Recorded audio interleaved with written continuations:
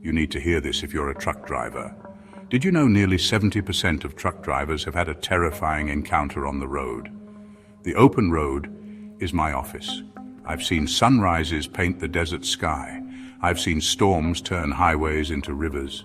Every mile brings something new. I wouldn't trade it for anything. But some nights the road gets real quiet, real dark. That's when the mind starts to play tricks.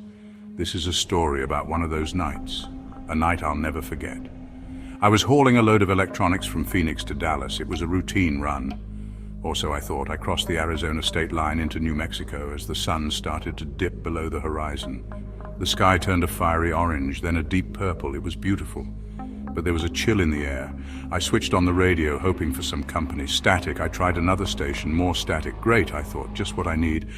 I settled back in my seat and tried to focus on the road. But something felt off.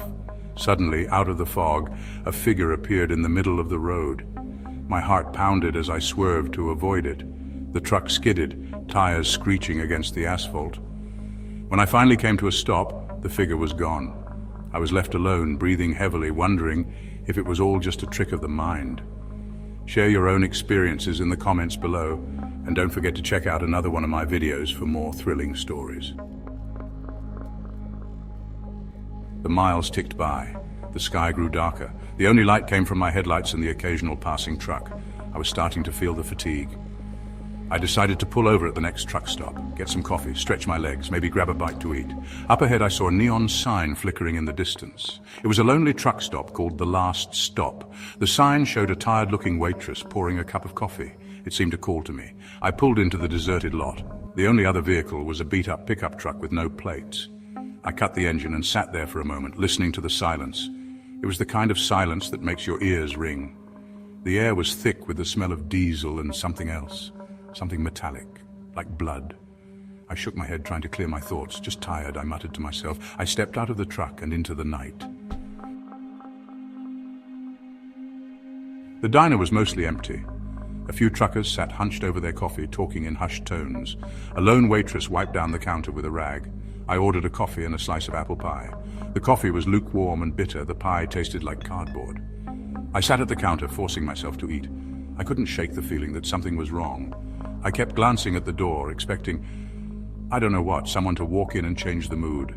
But no one did. Back on the road, the unsettling feeling followed me. The fuel gauge started acting up, dropping suddenly, then jumping back to full. The dashboard lights flickered erratically. I tried to ignore it. Just a glitch, I told myself, but deep down a knot of fear began to tighten in my gut. The highway stretched before me, a ribbon of black under the vast, starless sky. The wind howled outside, whipping against the truck like a wild animal. I turned up the radio, desperate for any sound to break the oppressive silence, only static. Then in the hazy glow of my headlights, I saw him. A figure standing by the side of the road. He was tall and lanky. His clothes were dark and ragged. He was waving his arms, trying to flag me down. I slowed down, my heart pounding in my chest. I should keep going. No one in their right mind would pick up a hitchhiker out here. But something about the figure compelled me to stop. Maybe it was the isolation. Maybe it was the way he looked so desperate. He was upon my truck in an instant. A skeletal face, pale as moonlight, stared at me through the passenger window. His eyes were two dark pits. He grinned, a grotesque, too-wide smile that revealed a set of teeth that were too sharp, too long. I slammed my foot on the gas, leaving him behind in a cloud of dust and diesel fumes. I glanced at my rearview mirror. He was gone. I breathed a sigh of relief, trying to convince myself it was just my imagination. But the image of his face, etched into my mind, refused to fade. I couldn't shake the feeling that I hadn't seen the last of him. Miles passed. The landscape grew increasingly desolate. Jagged rock formations rose from the desert floor like the teeth of some ancient beast. Even the wind seemed to hold its breath, amplifying the silence to an unbearable level. And then it happened. The engine sputtered. The truck lurched violently. Warning lights flashed across the dashboard.